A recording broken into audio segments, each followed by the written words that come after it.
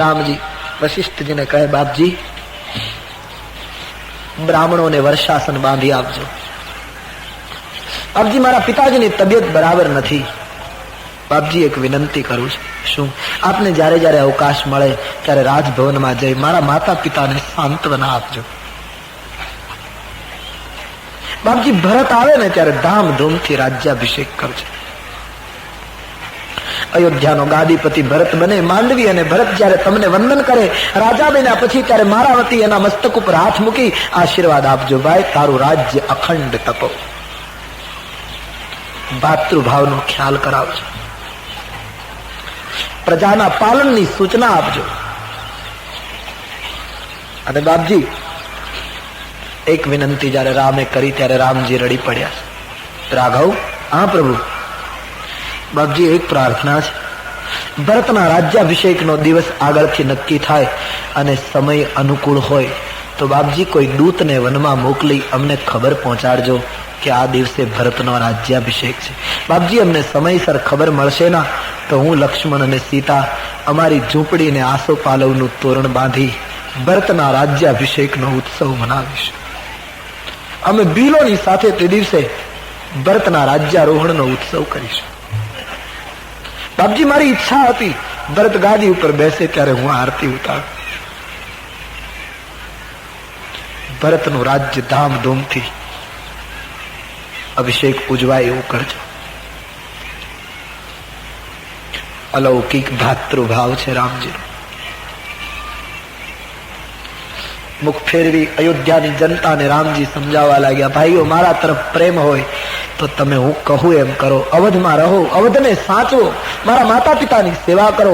હું વચન આપું છું 14 વર્ષ પૂરા થઈ હું આવીશ. લોકોએ કહ્યું નહીં, એ સંપત્તિ સળગી જાઓ, એ ધન ભંડારો લૂંટાઈ જાઓ. જે અવધમાં રામ ન હોય ત્યાં અમે નહીં રહીએ મહારાજ, માફ કરજો. લોકો તૈયાર નથી રહ્યા. જેને પ્રેમ જાણ્યો એને પદાર્થો રોકી ન શકે. પદાર્થો તો એને રોકે જેને પ્રેમનો અનુભવ નથી.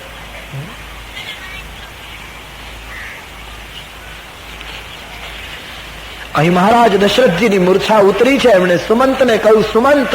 ત્રણેય જણ જતા રહ્યા. બોલે, હા સુમંત રામ લક્ષ્મણ વિશ્વામિત્રની સાથે વન ગયા ત્યારે પેદલ ચાલવા ટેવાયેલા છે. મારી વૈદેહી ક્યારેય ચાલી નથી. સુમંત રથ લઈને જા. ત્રણેયને રથમાં બેસાડી 4 દિવસ વનમાં ગુમાવી. વનના દુઃખ જુએ પછી ત્રણેયને પાછા લઈ આવજે.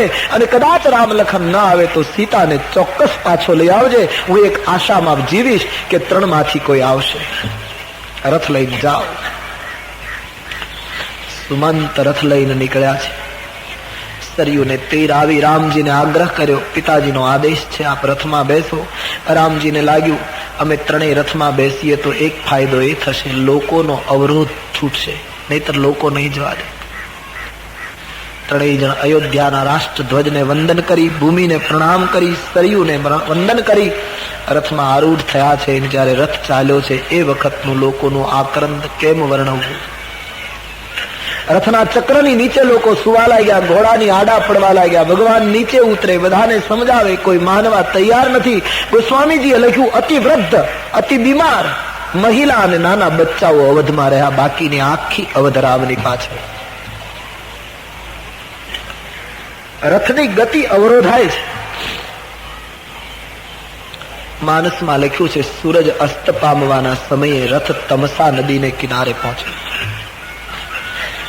તમસા તીર નિવાસ કી પ્રથમ દિવસ રઘુનાથ. ભગવાને સુમંતને કહ્યું, રથ છોડી નાખો, લોકો આપણને આગળ નહીં જવા દે, આજની રાત્રિ અહીં રોકાઈએ. રથ છૂટી ગયો. હજારો માણસો રામજીની સાથે આવ્યા છે. થાકને લીધે ખૂબ રડ્યા છે. કંઈક દેવતાઓની માયા, કંઈક રામજીની ઈચ્છા. તમસાની રેતીમાં અયોધ્યાના નાગરિકો સૂઈ ગયા. રાત્રિનો સમય છે. સીતા અને રામની આ વનવાસની પ્રથમ રાત્રિ છે. એક એક પથ્થર ઊંચકી રેતીમાં પથ્થર મૂકી સીતા અને રામ પથ્થર ઉપર મસ્તક મૂકીને આરામ કરે છે. સુમંતજી રથને સંભાળીને બેઠા છે. લક્ષ્મણજીના જાગરણનો આરંભ થાય છે. ધનુષ્યબાણ લઈ ભગવાનની ચોકી કરવા માટે સુમિત્રાનંદન બેસી ગયા છે. મહાત્માઓનો એવો મત છે, રામ અને સીતાને ધરતી ઉપર રેતીમાં સૂતેલા જોઈ મધ્યરાત્રિએ લક્ષ્મણજી રડી પડ્યા છે. સુમંતજીને ખ્યાલ આવ્યો કોઈ રડે છે. એકદમ લક્ષ્મણની પાસે ગયા, પૂછ્યું, લખન? હા મહારાજ. કેમ?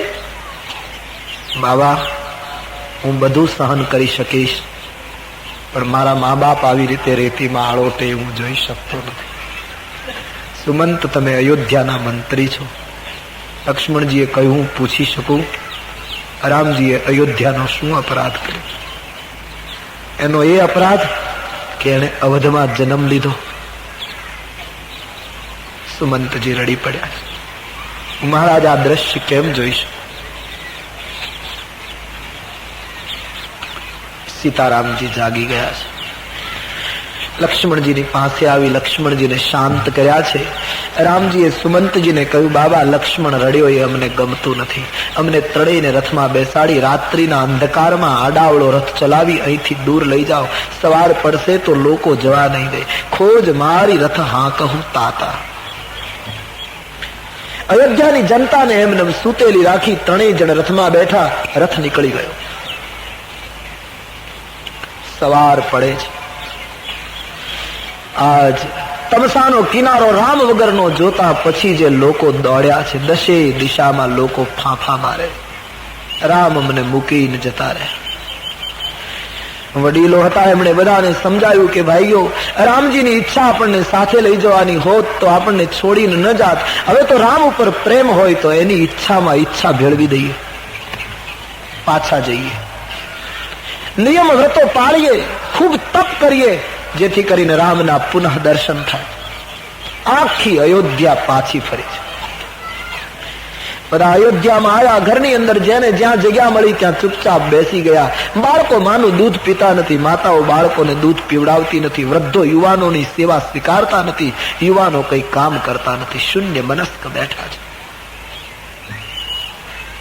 ઘણા લોકો એવો સવાલ કરે છે, પોતાની પત્ની, પોતાના બાળકો, પોતાના વડીલો આટલી મોટી સમૃદ્ધિ છોડી અને અયોધ્યાના લોકો આટલો ત્યાગ કરીને રામની સાથે ગયા હતા, એવા રામ પ્રેમીઓને રામ સૂતા મૂકીને જતા રહ્યા. આ પ્રેમનો અપરાધ નથી? શું અયોધ્યાના વાસીઓના ત્યાગમાં હજી કઈ ખામી હતી? જેને પત્ની છોડી, બાળકો નાના નાના છોડ્યા, કુબેર જેવી સમૃદ્ધિ છોડીને રામની પાછળ લોકો ગયા, તો એને રાત્રિએ સૂતા મૂકીને રામ જતા રહ્યા. એ પહેલી દ્રષ્ટિએ રામજીએ બરાબર કર્યું હોય એવું લાગતું નથી ઘણા. કેમ રામજી મૂકીને જતા રહ્યા?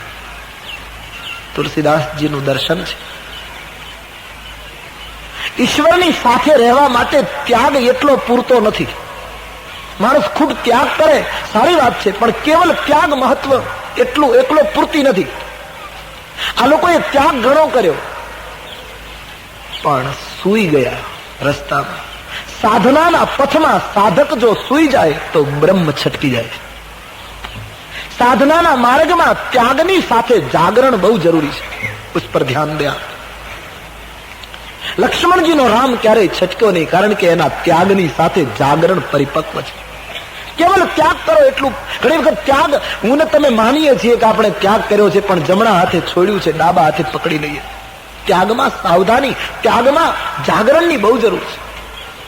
મન એટલું બધું વિચિત્ર છે. માણસને ક્યારે દગો આપે છે ખબર નહીં. જાગો, સાવધાન રહો. કોઈ વસ્તુ છોડી દીધી એટલું પૂરતું નથી. ભક્તિ અને સાધનાના માર્ગમાં સાધક જો વચ્ચે ઝોલું ખાઈ જાય તો ઈશ્વર જતો રહે. એટલા માટે રામ ગયા છે. અયોધ્યાના વાસીઓએ નિર્ણય કર્યો, હવે અમે 14 વર્ષ સુધી અનાજ નહીં ખાઈએ, ફળ ફૂલ ખાઈશું,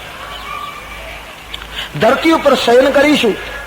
અનેક પ્રકારના નિયમો લોકોએ લીધા છે. અમે અમારા ઘરની અંદર દીપ નહીં પ્રગટાવીએ, રામ આવ્યા પછી દીપ પ્રગટાવીશું. રામ દરસ હિતનેમ વ્રત કરન લગે નર નારી મનહુ કોક કોકી કમલ દીન બિહીન તમારી. રામના દર્શન માટે અયોધ્યાના માણસો અનેક પ્રકારના કઠિન નિયમ વ્રતો લઈને તપ કરવા લાગ્યા છે. ભગવાન રામજીનો રથ તમસાથી નીકળીને સવાર પડતા ગંગાને કિનારે શૃંગવેરપુર પહોંચે છે. પણ એ કથા આવતીકાલ સવારે 9 વાગે प्यार से बोलिए। बोलो रामचंद्र भगवान की, श्री बाल कृष्ण लाल की, सदगुरु देव की। राम दरस हित नेम व्रत करन लगे नर नारी। આપણે જોઈ ગયા ગઈકાલે કે રામના વિરહમાં અયોધ્યાના નરનારીઓ રામના દર્શન માટે અનેક નિયમ વ્રતો ધારણ કરીને બેસી ગયા. બીજી તરફ ભગવાનનો રથ ગંગાના તટ ઉપર પહોંચે છે. ગંગાના દર્શન કર્યા. ભાઈને સીતાજીને ગંગાની વાત કરી, સ્નાન કરી રસ્તાનો થાક ઉતાર્યો. જેના નામના સ્મરણ માત્રથી ભવનો થાક ઉતરે એને ગંગા સ્નાન કરીને થાક ઉતારવો પડે. એક વ્યવહાર અને ગંગાનું ગૌરવ વધાર્યું. રામ પધાર્યા એ સમાચાર શૃંગવેરપુરના ગુહને મળ્યા. એક ભીલોનું ગામ છે. વર્ષોથી જે લોકોને સમાજ પછાત અને તિરસ્કૃત ગણતો હતો, આવા એક ભીલોનો સમાજ, એનો એક આગેવાન ગુહ, એનો માલિક. કોઈ ઋષિમુનિ આ લોકોની પાસે આવે નહીં, આ લોકોથી કોઈ પાસે જઈ શકાય નહીં. ગંગાને કિનારે સતત રહેવા છતાં સમાજ જેને અપવિત્ર ગણતો હતો, એવો એક તરછોડાયેલો સમૂહ, એનો માલિક ગુહ, એમણે સાંભળ્યું રામ પધાર્યા છે. ખબર નહીં ગમે ત્યાંથી એમણે અહલ્યાનું પ્રકરણ સાંભળી લીધેલું કે અહલ્યા ઋષિ પત્ની હતા અને ઋષિ પત્નીએ આટલી મોટી ભૂલ કરી તો એ ઋષિ પત્નીને પાવન કરવા માટે પ્રભુ સામેથી એની પાસે ગયા અને પથ્થરમાં જો ચૈતન્ય પ્રગટે તો અમે એટલા બધા પાપ તો નથી કર્યા, અમારો ઉદ્ધાર નહીં થાય, રામ અમારો સ્વીકાર નહીં કરે. એક ભાવ લઈને ગુહ પોતાના સેવકોની સાથે ફળફૂલ લઈને રામના સ્વાગત માટે આવે છે. કુરાજને ખબર હતી રામજી મને સ્પર્શ તો ન કરે, મને ભેટે તો નહીં, ક્યાં રામ ક્યાં હું, મારી સાથે વાત પણ નહીં કરે. પણ ગુહને થયું કમસે કમ મારી સામે એક દ્રષ્ટિ કરે તો પણ હું ધન્ય થઈ જઈશ. હૃદયમાં પ્રેમ, આંખમાં ભાવ લઈને ગુહ આવ્યો છે. ભગવાન રામ, લખન, વૈદેહી, સુમંત ઉભા છે. દૂર રેતીમાં ફળફૂલ પુષ્પ વગેરે અર્પણ કરતા ગુહરાજે પ્રણામ કરીને કહ્યું, મહારાજ, એક પાપી આપને શરણે આવ્યો છે, એક પતિત ભીલ આપને શરણે આવ્યો છે. હું પુણ્યશાળી છું, હું સજ્જન છું, હું સારો માણસ છું એમ જાહેરાત કરનાર કરતા જે ખુલ્લું કહી દે હું પાપી છું એ ઘણો આગળ નીકળી જાય. શ્રવણમ કીર્તનમ વિષ્ણુ સ્મરણમ પાદ સેવનમ અર્ચનમ વંદનમ દાસ્યમ સખ્યમ આત્મનિવેદનમ. 8 પગથિયા ચડ્યા પછી માણસ આત્મનિવેદનની ભૂમિકાએ પહોંચે છે. ત્યારે આ ગુહ સીધો આત્મનિવેદન કરી રહ્યો છે, હું આવો છું. ઈશ્વરની આગળ જેમ છે એમ રજૂ થઈ ગયો, હું પાપી છું. જ્યારે મને ને તમને પૂર્ણ ખાતરી થઈ જાય કે હું આવો છું, હું પાપી છું, ત્યારે મેં તમે પહેલી વાર પુણ્ય કર્યું ગણાય. પાપનું સ્મરણ એ પુણ્યનો આરંભ છે. પાપનો સ્વીકાર, પાપની જાહેરાત એ પુણ્યનો પ્રારંભ છે. ધન્ય છે એ ભીલને. આપણા બધા જ સંતો એટલા માટે મહાન છે, એમણે જીવન બિલકુલ ખુલ્લું મૂકી દીધું. બંદગીને છુપાવી, જિંદગીને ખુલ્લી કરી. આપણે ભજન જાહેર કરીએ છીએ, જીવન છુપાવીએ છીએ. આટલું ઉલટું છે. ભક્તિમાં તો જીવન ખુલ્લું કરવું પડશે.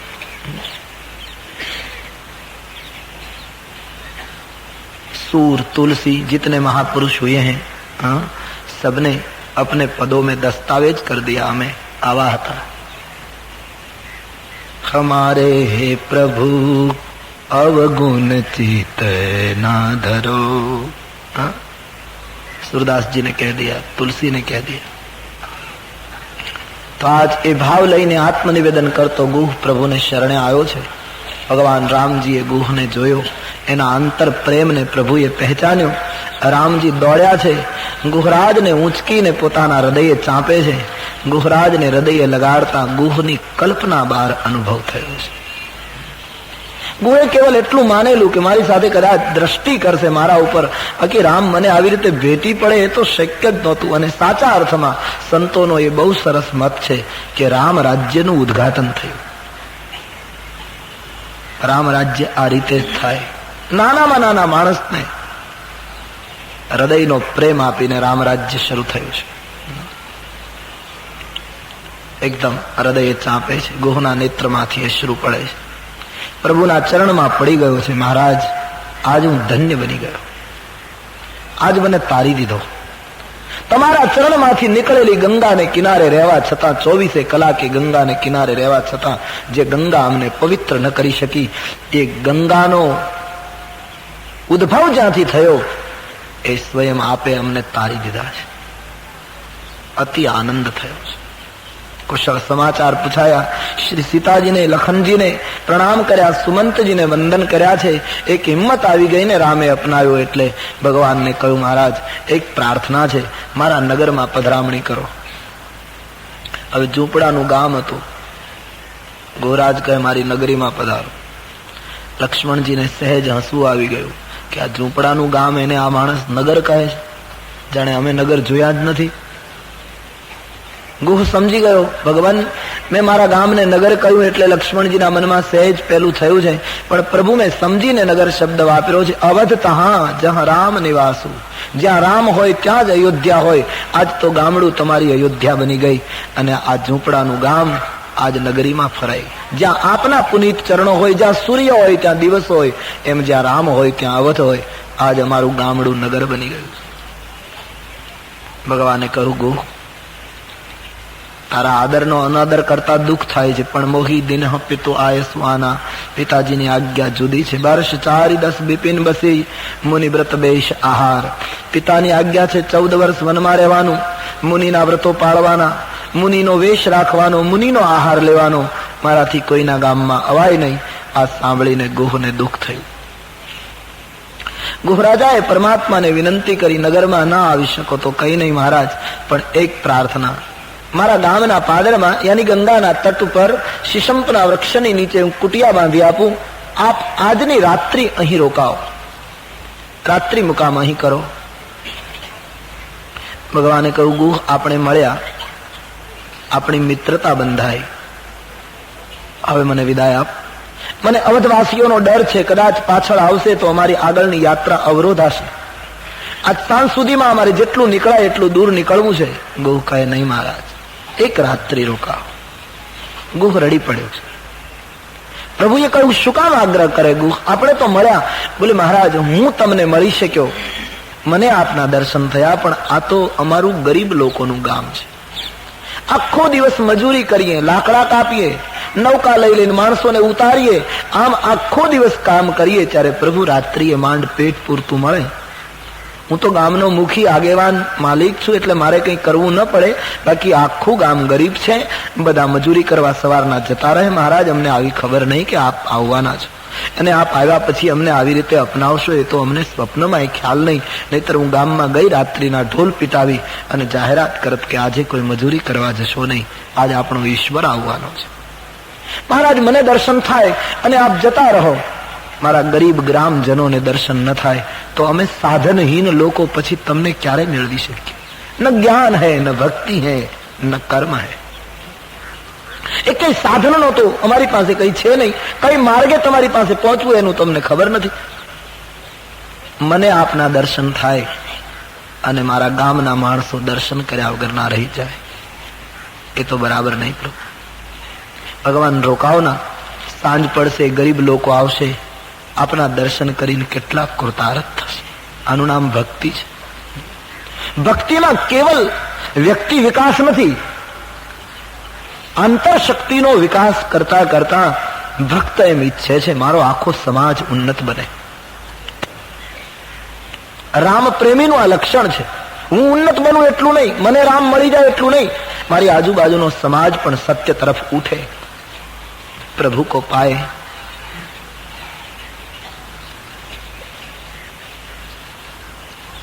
તુલસીદાસજી વર્ણન કરે છે તો ગુહની ઈચ્છા ઘણી સુંદર હતી.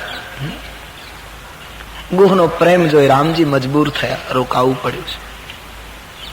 શીશમના વૃક્ષની નીચે કુટિયા તૈયાર થઈ, બે દર્ભની પથારી તૈયાર થઈ, રાત્રિ મુકામ નક્કી થયો. સાંજ પડી છે. એ ગરીબ ગામના ભીલો બધા જે મજૂરી કરવા ગયા હતા, લાકડા કાપવા ગયા હતા, એ બધા આવે.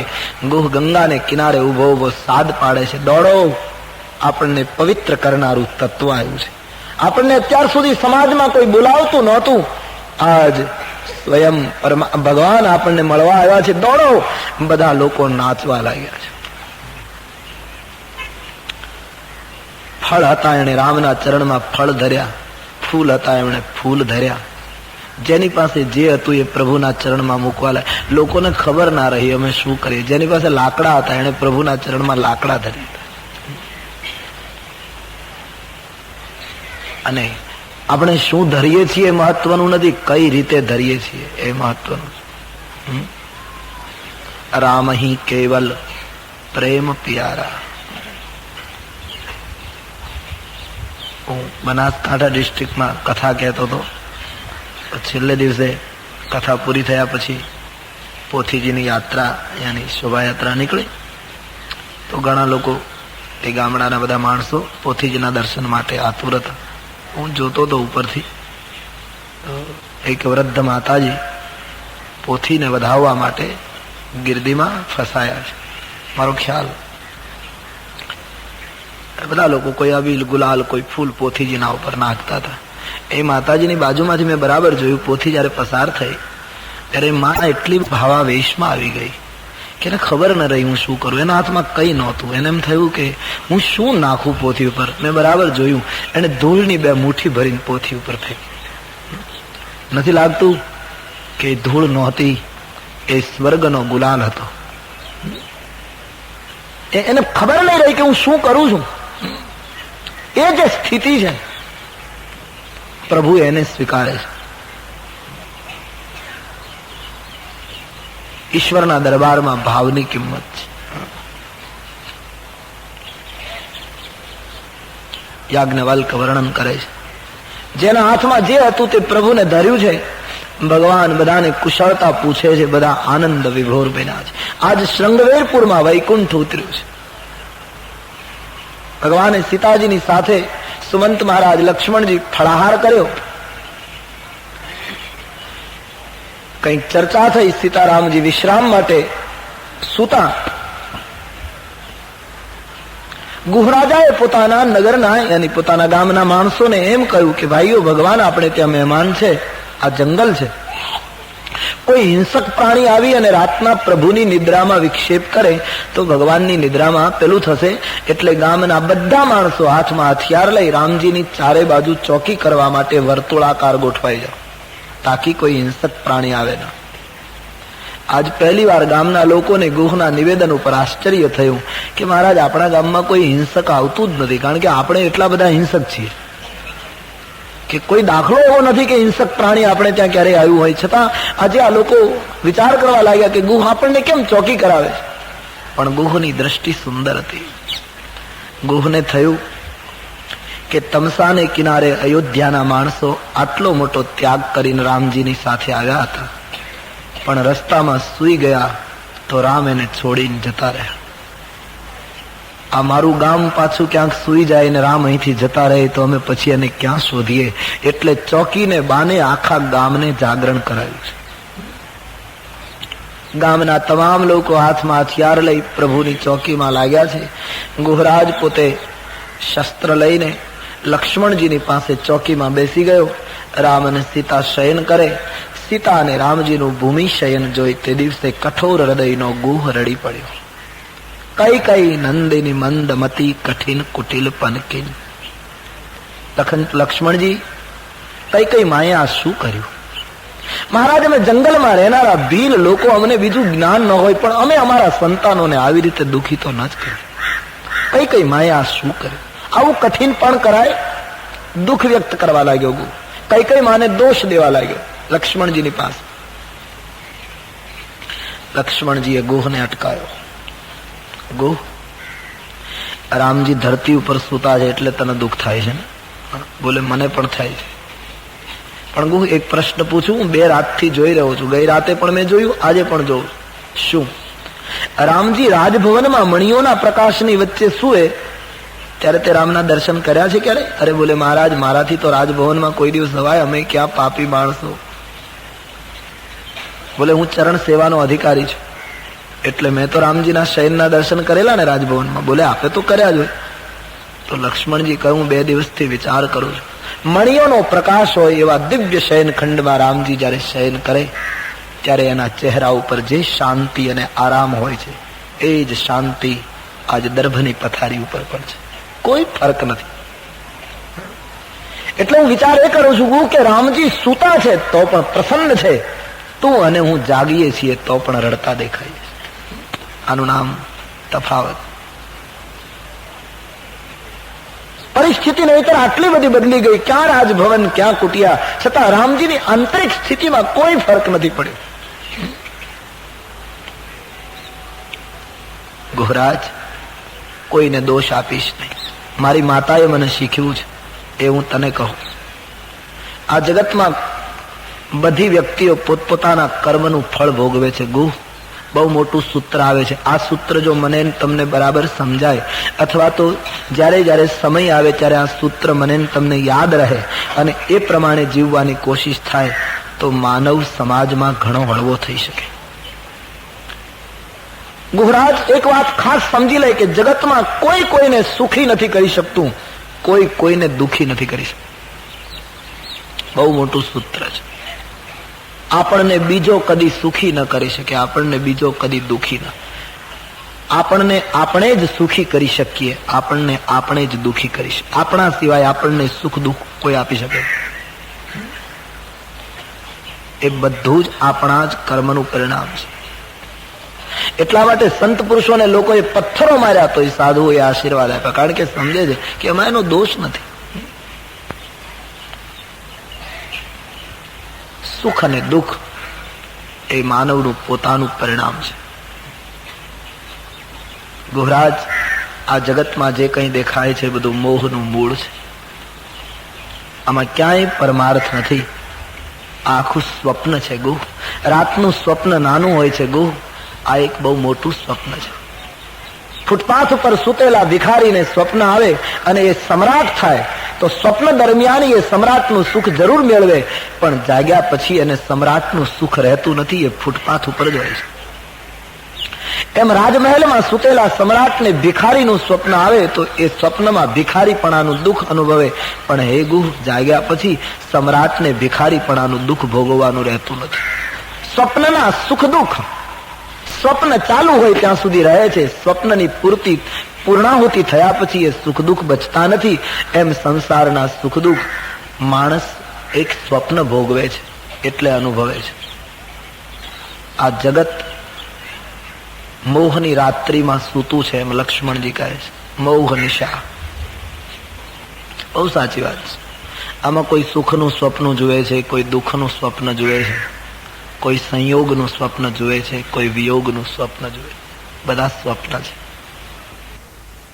જાગ્યો ક્યારે કહેવાય? આપણે આમ તો રોજ જાગીએ છીએ અમુક કલાક સૂતા પછી, પણ વાસ્તવમાં જેને જાગરણ કહે છે સંતો, એ જાગરણ નથી થયું. એટલા માટે સુખ દુઃખ લાગે છે. જીવ જાગ્યો ક્યારે? બહુ સરસ વ્યાખ્યા છે. જાનીએ તબ હી जीव जग जागा, जब सब विषय विलास विरागा. કેટલું મહાન સૂત્ર. કોઈને પૂછવાની ખબર જ નહીં, કોઈને પૂછવું જ નહીં પડે. આપણી જાગૃતિ થઈ કે કેમ એની આપણને સ્વયં ખબર પડવા માંડે. એમાં કોઈનું પ્રમાણપત્ર ન જોઈએ. હે ગુહરાજ, સંસારના તમામ પદાર્થોમાંથી માનવીને એની મેળાએ જ્યારે વૈરાગ્ય ઉઠવા માંડે ત્યારે સમજવાનું જીવ જાગતો થયો. પ્રયાસ નહીં કરવાનો, એની મેળાએ. આપણે બચ્ચા નાના હતા ત્યારે કોડીઓથી રમતા હોઈએ, કાચની ગોટીઓથી રમતા હોઈએ, ગીલી દંડેથી રમતા હોઈએ. આપણે યુવાન થયા, ભણી ગણીને તૈયાર થયા, પછી કોઈને કાચની ગોળી યાદ છે? એ કાચની ગોળી, કોડીઓ અને ગીલી દંડાઓ અમુક ઉંમર થયા પછી જે સહજ છૂટી જાય છે, એવી રીતે કોઈ પણ પ્રયાસ વગર સાધનાની ભૂમિકા વધે અને સંસારની વસ્તુઓ એની મેળાએ મનમાંથી છૂટવા માંડે ત્યારે સમજવાનું જાગૃતિનો આરંભ થયો. કોઈ પણ વસ્તુ આપણે છોડીએ ના તો એમાં મેં છોડ્યું એક બીમારી ચાલુ રહે છે. એની પાછળ અહમ કામ કરે, અહમ બહુ પીછો કરે છે. મહાત્માઓએ કહ્યું ને, અહંકારને દિશા બદલવાની ટેવ છે. આપણે એમ માનતા હોઈએ કે મારો અહંકાર જતો રહ્યો, પણ એમણે દિશા બદલી નાખી, એ જુદા રૂપમાં ઉભો થયો. પહેલા માણસ પાસે ઘણી વખત એવું બને, જેની પાસે બહુ સંપત્તિ હોય, બહુ પૈસા હોય, એને પૈસાનો અહંકાર હોય કે મારી પાસે ખૂબ સંપત્તિ. પણ પછી એને કદાચ એવી કઈ ફટક લાગે અને પૈસા છોડી દે તો પૈસા મેં છોડી દીધા, એનો અહંકાર શરૂ થઈ ગયો. દિશા बदली गई, बीमारी ये नहीं है. क्या फर्क हुआ? पहले मेरे पास था उसका अहम, अब मैंने सब छोड़ दिया, मैं त्यागी हो गया, उसका अहम. भीतरी बीमारी वही की वही रही. क्या फर्क हुआ? छूटे बस, એની મેળાએ છૂટે. જેમ જેમ ભજન વધે, સ્થિતિ વધે અને બધું છૂટવા માંડે ત્યારે માનવાનું ગુહ જીવ જાગતો થયો છે. ત્યાં સુધી આપણા ધર્મગ્રંથોએ કહ્યું કે કોઈ પણ વસ્તુ આપણે છોડી હોય, એ મેં છોડ્યું એમ કદાચ આપણે ન કહીએ, પણ મનમાં આ સૂક્ષ્મ સ્મરણ રહે તો પણ બીમારી છે. ભર્તુહરીના જીવનમાં ઘટના આવી છે. એમ કહેવાય છે ભર્તુહરી શતક લખતા હતા સ્મશાનમાં બેસી. 92 લાખ માળવાનો ધણી, કેટલો મોટો સમ્રાટ હતો, અને એ સાધુ થઈ ગયો નાથ સંપ્રદાયનો, અને 11 દિવસના એને ઉપવાસ થયા છે. શરીર કૃશ બની ગયું છે ભર્તુહરી. એને એમ થયું કે આજ રાત સુધીમાં જો ભોજન નહીં મળે તો કદાચ પ્રાણ છૂટી જશે અને શતકો અધૂરા રહેશે. શરીર છૂટી જાય એની બીક નહોતી, પણ જે કાર્ય આરંભ્યું હતું એ અટકી પડશે. એટલે સાંજના સમયે રાત્રિ થઈ ગઈ છે, ભર્તુહરી સ્મશાનમાં ફરે છે. કેટલું મોટું સામ્રાજ્ય છોડેલું, આટલો મોટો ત્યાગી માણસ, એને ખાવા નથી. વિચાર કરે શું કરું. સ્મશાનના ખૂણામાં એક ચિતા બળતી હતી. ભર્તુહરી એના તરફ ગયા તો એ ચિતાની બાજુમાં 2 માટલા પડ્યા હતા માટીના, એમાં મગ અને ચોખા ભેળવેલા, અને એક માટલામાં પાણી હતું. ભર્તુહરી આનંદમાં આવી ગયા, કહો ભગવાને આપી દીધો ખોરાક. યોગીને શું, ચિતાની અગ્નિ ઉપર માટલું મૂક્યું, ખીચડી પકાવી, અને પાણી પીવા માટે બીજું હતું એ રાખી મૂક્યું. ખીચડી તૈયાર થઈ, ચિતા ઉપર પકાવીને ભર્તુહરી બ્રહ્માર્પણમ કરીને જ્યાં ભોજન કરવા ગયા એ વખતે શિવ અને પાર્વતી સ્મશાને સ્વા ક્રીડા સ્મર હર પિશાચા સર, ભગવાન શિવજી ફરવા નીકળ્યા. પાર્વતીએ આ દ્રશ્ય જોયું. શિવજીને કહ્યું, મહારાજ જગતમાં ત્યાગી ઘણા જોયા, બાકી ભર્તુહરી જેવો ત્યાગી મેં કોઈ જોયો નહીં. 92 લાખ માળવો છોડ્યો, 11 દિવસના ઉપવાસ, અને ચિતા ઉપર ખીચડી બનાવીને ખાય. ધન્ય છે આના ત્યાગને. પાર્વતીને શિવજીએ કહ્યું, પ્રમાણપત્ર આપવામાં ઉતાવળ ન કરો, હજી બહુ વાર છે. બોલે મહારાજ આટલું બધું ત્યાગ્યું છતાં? બોલે આ પરીક્ષા કરવી? કહે હા. બંને જણ બ્રાહ્મણ દંપતીનું રૂપ લઈ અહીં ભર્તુહરી જ્યાં ભોજનનો પ્રથમ કવલ મુખમાં મૂકે ત્યાં ભિક્ષાન દેહી, 2 હાથ લાંબા થયા, 2 પાત્રો. ભર્તુહરીએ જોયું, અતિથિ ભૂદેવ હે? હા. ખીચડી આપી દીધી. 11 દિવસનો ઉપવાસી માણસ ખીચડી આપી દે. પાર્વતીને થયું હવે તો મારો પૂરો વિજય થયો. શિવજી કહેતા હતા પણ હવે તો એને ચોક્કસ થશે ને કે આ બરાબર ત્યાગી. શિવજીની સામે જોયું ગરવીલી આંખથી. બોલે મહારાજ બરાબર? બોલે હજી વાર છે, આપ ચૂપ રહે. ભર્તુહરી પાણી પીવા ગયા તો શિવજીએ બ્રાહ્મણના રૂપમાં કહ્યું, યોગીરાજ અમને જળની પણ જરૂર છે. જળ પણ આપી દીધું. પાર્વતીને થયું કે હવે તો હદ થાય છે ને. શિવજીએ કહ્યું અભી ભી દેર. શંકર ભગવાનને બધું આપી દીધું ભર્તુહરીએ. ત્યારે શિવજીએ બ્રાહ્મણના રૂપમાં કહ્યું, યોગીરાજ અમે આવ્યા ભિક્ષા માંગી, આપે આપનો ધર્મ નિભાવ્યો, પણ આપ પણ ભૂખ્યા છો. હવે અમે કહીએ છીએ બધું ન ત્યાગો, અડધું ત્યાગો. અડધી ખીચડી રાખો, અડધી અમને આપો. આપણે ત્રણેય જમી લઈએ, પછી કાલે તો વળી ભગવાન છે. એટલે બધું ન ત્યાગો, અડધું ત્યાગો. આમ શિવજીએ કહ્યું. ત્યારે એ ચિતાના પ્રકાશમાં અતહાસ્ય કરતા સ્મશાનમાં ભરતુરીએ કહ્યું, ભૂદેવ આપને ખબર નથી હું કોણ છું. 92 લાખ માળવાનો માલિક. મેં 92 લાખ માળવો છોડી દીધો. એમાં ખીચડી છોડવી એટલે શું? પાર્વતીની સામે શંકર ભગવાને જોયું કે હજી આટલી બીમારી બાકી છે. આના મગજમાંથી હજી 92 લાખ માળવો જતો નથી. તબ તક કોઈ ફર્ક નહીં હુઆ. હજી એના માનસમાં એનું શાસન ઘૂમે છે.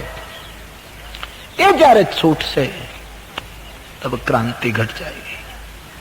જાનિય તબ ही जीव जग जागा, जब सब विषय विलास विरागा. તમામ વિષયોમાંથી સાધક સહજ છૂટવા માંડે, જીવની જાગૃતિ થઈ. અને ગુહ, મેં હમણાં તને કહ્યું આ બધું મોહ મૂળ છે, પરમાર્થ નથી. પરમાર્થ કેવલ પ્રભુના ચરણમાં છે. મન વચન અને કર્મથી રામ ચરણમાં પ્રેમ કરવો, એના જેવો જગતમાં કોઈ પરમાર્થ નથી. રામનો થઈ જા. હું તને સ્પષ્ટ કરી દઉં, હવે તારા આગળ શું પડદો રાખવો. આ સુતા છે કેવલ સીતાના પતિ અને મારા મોટા ભાઈ જ નથી.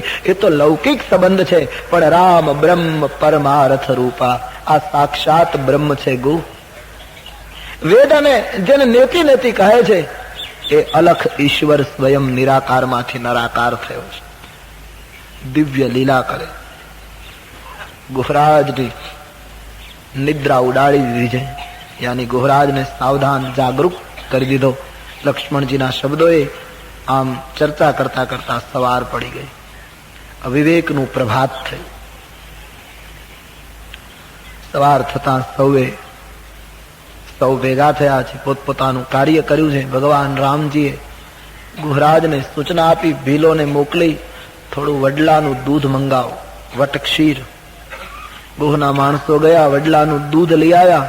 અને ભગવાન રામજીએ પોતાના વાળમાં વડનું દૂધ નાખી અને જયારે જટા બાંધી, ત્યારે લક્ષ્મણજી અને સીતાજી નીચે જોઈ ગયા. જોઈ શક્યા નહીં. લક્ષ્મણજીએ જટા બાંધી છે. સુમંતના નેત્રમાંથી અશ્રુ શરૂ થયા છે. બાળકની જેમ રડતા સુમંતજીએ પ્રભુના ચરણ પકડી લીધા. મહારાજ હવે હદ થાય છે. મહારાજ દશરથજીનો સંદેશ આપ્યો. પિતાજીએ મને કહ્યું છે 4 દિવસ વનમાં ફેરવી રાઘવને પાછા લઈ આવજો.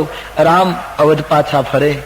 રામજીએ કહ્યું, આપ મારા પિતા તુલ્ય છો. ધર્મ અને પરમાર્થની આ જગતમાં જેટલા લોકોએ વ્યાખ્યા કરી, એમાંના એક તમે પણ છો. ધર્મ અને પરમાર્થની વ્યાખ્યા કરનાર મહાપુરુષ, આપ મને એમ કહેશો કે પિતૃ આજ્ઞા તોડીને ઘરે આવો? કાલે રઘુકુળને કોઈ માફ કરશે? મારા માતા પિતાને કહેજો જરાય ચિંતા ન કરે, અમે એના અનુગ્રહથી 14 વર્ષ સુખી રહીને પાછા આવીશું. એમનું ધ્યાન રાખજો. રામજીએ વિવેકથી ના પાડી. લક્ષ્મણજી માટે કહ્યું ત્યારે લક્ષ્મણ કંઈક કડવા વાક્યો બોલી ગયા. રામજીએ સોગંદ આપીને મનાઈ કરી, લખનનો સંદેશ પિતાજીને કહેશો નહીં. સીતાજી માટે કહ્યું ત્યારે સીતાજી પિતાને સસુરજીને વંદન કરે એમ વંદન કરીને સુમંતજીને કહ્યું, આર્ય નારીનો ધર્મ આપ જાણો છો મહારાજ. અમારી જરાય ચિંતા ન કરે માતા પિતા. હું આર્ય પુત્રની સાથે, લખન ભૈયાની સાથે સદૈવ સુખી રહીશ. અવધિ પૂરી થતા હું પાછી આવીશ. 3 માંથી કોઈ આવવા તૈયાર નથી. સુમંત અસહાય થયા છે. માનસમાં લખ્યું છે, પરાણે ભગવાને સમજીને સુમંતને રથમાં બેસાડ્યા. બરબસ રામ સુમંત્ર પઠાય. રથમાં બેસાડી રથને અવધ તરફ જવાની સૂચના આપી છે. આ રીતે સુમંતજીને ભગવાને સજળ નેત્રે વળાવ્યા અને રામ લખન વૈદેહી ત્રણેય સુરસરી તીર આપ ચલી આયે. ભગવાન બિલકુલ ગંગાના પ્રવાહની પાસે તટ ઉપર આવીને ઉભા છે. અહીંથી રામજીને સામે કિનારે જવું છે. એક નૌકાની જરૂર છે અને અહીંથી ગંગા પાર પ્રકરણનો આરંભ થાય છે. માગી નાવન કે વટ આના, માગી નાવન કેવટ આના, માગી નાવન કેવટ આના.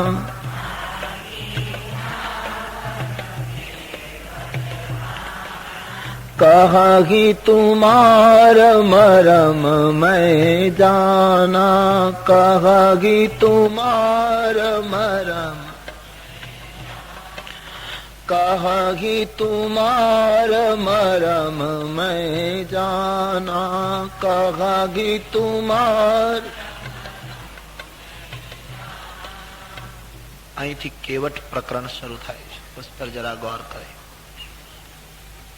કેવટ ઉભો છે, નૌકા છે.